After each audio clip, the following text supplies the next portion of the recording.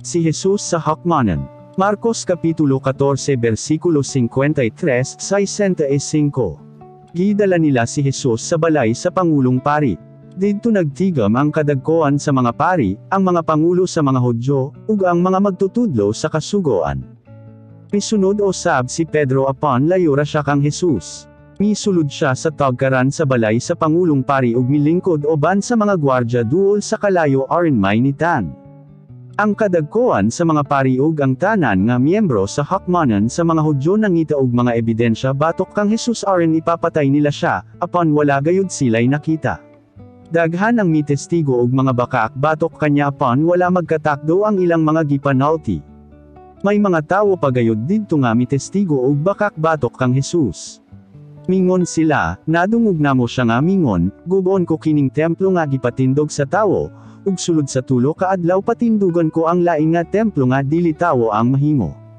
Apan ang ilang mga gipanalti wala magkatakdo. Mitindog sa tunga ang Pangulong Pari ug nangutana kang Jesus, wala ka ba itubag nining mga sumbong batok kanimo? Wala gayud mo tubag si Jesus. Busa gipangutanan siya pag-usab sa Pangulong Pari.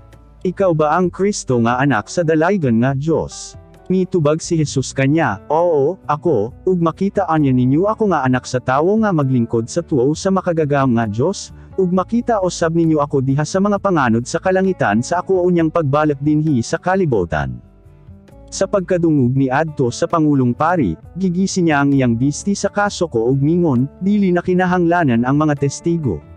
Nadungog ninyo ang iyang pagpasapala sa Dios ansay inyong hukom. Ug gihakman nila siya nga patyon.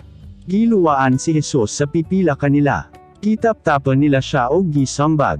Ug mingon sila, tag-ana kuno kon kinsa ang misumbag kanimo.